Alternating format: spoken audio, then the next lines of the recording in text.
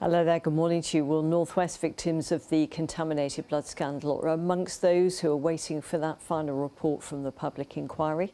They include John Morrissey from Bolton. He contracted hepatitis C in what's been recognised, as you've been hearing, as the worst treatment disaster in the history of the NHS.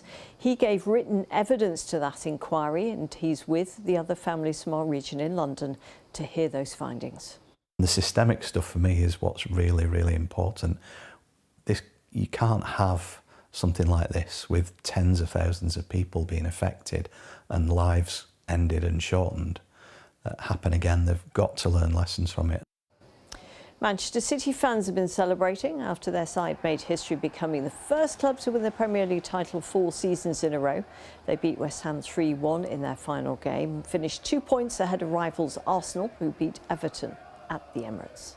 It's just unbelievable what this fella's achieved, Guardiola. He's absolutely, he's the best. He's the best. He's the best across Europe and the best across the world. It's amazing. 4 in a row. It's the first time it's happened in Premier League. I can't imagine that.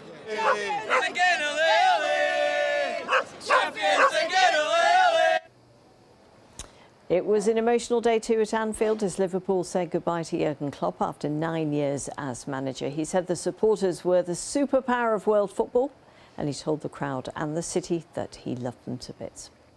In other news, Virgin Trains could return to running rail services on the West Coast Main Line between the North West and London.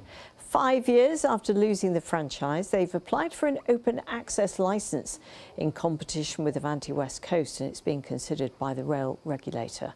And alcohol harm is said to be costing the North West £4 billion a year. The Institute of Alcohol Studies says over 700 million of that is the cost of the health service, such as hospital admissions and ambulance call-outs.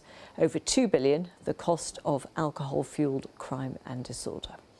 Now, after the glorious weather at the weekend, Gillian can tell us what the week has in store.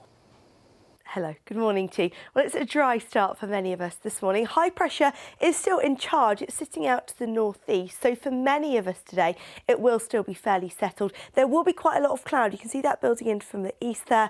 A lot of low cloud through this morning. But I still think some sunny spells at times through the afternoon here and there. Temperatures around 20 degrees. We'll be feeling warm, slightly cooler there for the Isle of Man. And we do keep a bit of that cloud tonight. It gradually clears and we will see some clearer spells as we head into the start of Tuesday, but our next weather front soon moves in. You can see that there, that rain starting to edge in from the east, and some of that could be quite heavy at times. Overnight temperatures around 7 or 8 at the lowest. So for the rest of this week, it is going to be a little bit mixed, a little unsettled, slightly cooler by midweek, but temperatures picking up again by the weekend.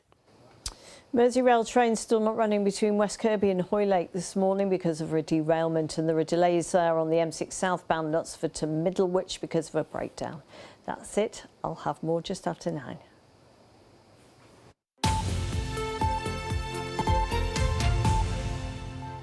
Hello, this is Breakfast with John Kay and Sally Nugent. Carol is at the Chelsea Flower Show this morning. We'll get the weather from her in just a moment. And the sun's been shining and we're getting our summer clothes